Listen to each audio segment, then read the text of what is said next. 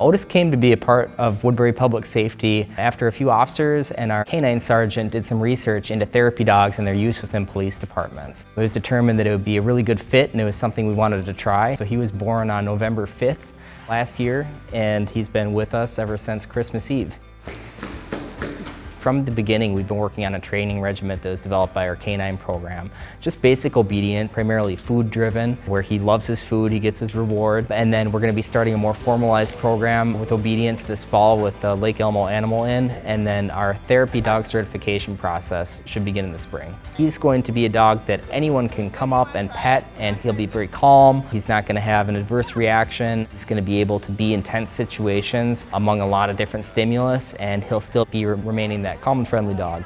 Otis has sort of a dual role. Otis is here for internal support for our public safety staff, just to be around the office. Just by the nature of emergency work and what we do, we see the whole gamut, the best and the worst society and humanity that people have to offer. And sometimes it can be pretty heavy stuff. So he is sort of a calming entity. After officers come in and they've just been out on a bunch of calls, they come in, they see Otis, they can come play with him, and he attends roll calls. But then also he has a role with the community support team.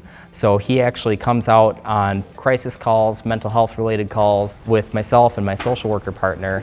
And if it's appropriate and the person likes dogs, we're able to take him out and use him on the call. We also do post-crisis follow-up. So after there's been a 911 call involving a mental health crisis or emergency, we go out and we check in with that person and see if there's any resources we can offer.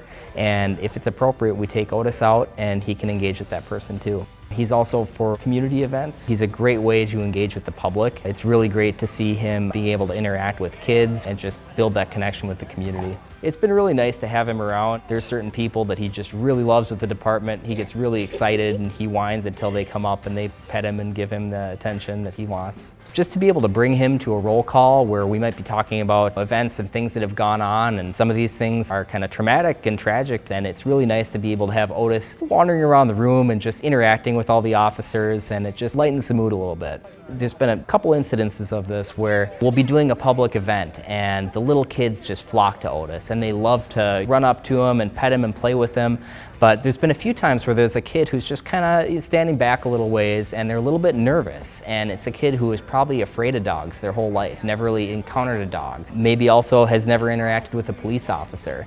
And with Otis being the calm and loving and friendly dog that he is, it's really nice to be able to see these kids and kind of encourage them that yes, you can come and pet him and have them have that positive experience with the dog to help alleviate some of that fear and talk to them about how to interact with animals, and also have that positive interaction with the police officer. It's been really nice to see that. There's just a unique ability that animals have to connect and provide that feeling of calm and companionship with humans, the way that they interact. It's just a really good fit to be able to have him available to us to engage with the community in that way.